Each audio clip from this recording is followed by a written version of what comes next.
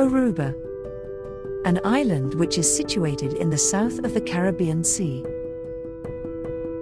Along with the Netherlands, Curaçao, and Sint Maarten, Aruba is a country with an autonomous status within the Kingdom of the Netherlands. Foreign relations and defense are the responsibility of the Netherlands, but in all other areas the island makes its own decisions. The economy of the island used to be based on two major pillars. One of them is tourism, but the other one, oil refinery, has ended. Currently the island is the chairman of the Overseas Countries and Territories, OCT, of the European Union. And for that reason, the Prime Minister of Aruba visited Brussels and The Hague. Diplomat TV was honored to meet the Prime Minister for an interview and asked her to tell us more about the OCT. OCT stands for Overseas Countries and Territories, with a special link towards the European Union. 13 OCTs in the world have an association, that is the OCTA, the Overseas Country Territories Association. Aruba, I now have just assumed the chair of this very important association, and Aruba has also the chair of the executive committee of this association. And the association is very important for the development of these 13 OCTs because it is our link towards the European Union. There are funds available that the European Union puts available yearly, multi-annually, on several occasions, and through this association we can reach these funds more easily. They are more accessible to us. Still, it's complicated when applying for funds, and one of our biggest challenges and commitment from our part from Aruba is that during this year that we have the chair, we will have to make it more accessible to all the 13 OCTs. We just signed, as the chair of the OCTA, I signed an agreement, a multi-annual agreement for 15 million euros for all 13 OCTs together. So that is a good thing. And also Aruba signed an agreement with the EU for 14 million euros for digitalization of government services, the project we call e-government. So that is just a sign. In the past, we have financed a new faculty at our university with EU funds. The airport has been expanded with EU funds. So we have made good use of these funds, and we are very grateful that the EU puts these funds available for our socio-economic development in Aruba. What are the strategic objectives do you aim accomplish during your visit to the Netherlands and to the EU? How do you envision further enhancing the bilateral relationship between Aruba and the Netherlands for the benefits of both nations?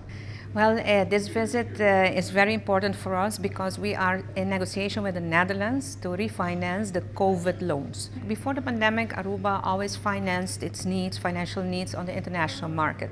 But during the pandemic, those markets closed on us, and only the Netherlands were available to help us out with liquidity support, which they did for an amount of more or less 500 million euros. That was a temporary agreement, and now we are in the process of negotiating the final agreement. Of course, we will pay back the loan. Aruba always pays back everything that we finance on the international market or through the Netherlands. Now we are in negotiation how to get a lower interest rate. So that is very important because the interest is being paid out of the budget. So any space in reducing, created by reducing the interest rate, will be available for other investments on the island. We are at the table, we are negotiating, and we had very good meetings here in The Hague. We still have a couple of them, but it's going the right direction. I'm confident that we will reach an agreement soon. Climate change is a pressing issue for both Aruba and the Netherlands. How do you plan to collaborate with the Dutch government and address shared environmental challenges and promote sustainable development? Climate change is indeed a very, very important topic. In Aruba, we do not just talk about climate change, we feel it. The sea level rising, it has not affected a lot, but as you can imagine, it will be affecting us. The temperature, the increased temperature of the seas has already affected part of the marine life. So we are trying to combat those effects. Due to climate change, there are more rains or more heavy rains on the island that has affected the quality of the roads. So we are working on a cohesive plan, a national plan on climate change with the Climate Change Council, the Aruba Climate Change Council.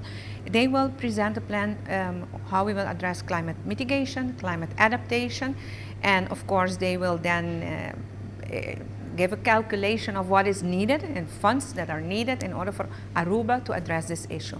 At this moment, we're doing it on our own because Aruba is an autonomous country. So these kind of studies, investigations, we're doing on our own.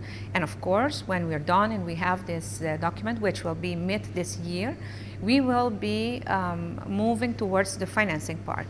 We have a couple of options. The EU is an option. The United Nations is an option, and the Netherlands is also an option. So we are working with experts. A lot of them are Dutch experts as well. And I'm sure that we will have a good plan by mid this year or the third quarter of this year. So we can start looking for the financing part of what is needed, because climate change is not something that we ask ourselves if it will affect us. It is when it will affect us severely. Aruba is known for a multicultural society. How do you plan to leverage cultural exchanges and cooperation with the Netherlands to promote diversity and exclusivity in both nations? That is a very interesting point. Aruba, in Aruba, a small island in the Caribbean, we are a population of 110,000.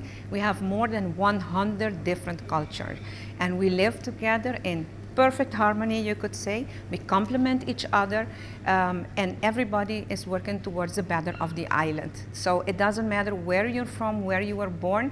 We even have the leader of our country, we call him Wifer-Cruz. He said, Aruba, you are not an Arubian only because you were born in Aruba. Everybody that made Aruba his home is an Arubian. And that is the spirit. So I think that Aruba is a showcase for how so many cultures can live together in perfect harmony and work together towards the betterment of the island. And that is something that countries in Europe, the Netherlands as well, is looking at how we are dealing with these kind of factors. We also have a migration issue because we're very close to Venezuela, and because of the situation in Venezuela, there is a large Venezuelan diaspora. Aruba is one of the hardest hit countries by the crisis in Venezuela, but still we live together in harmony and we work towards the betterment of the island. And I think that we can tell this story, and hopefully we can inspire others how to deal with so many different cultures on one tiny island.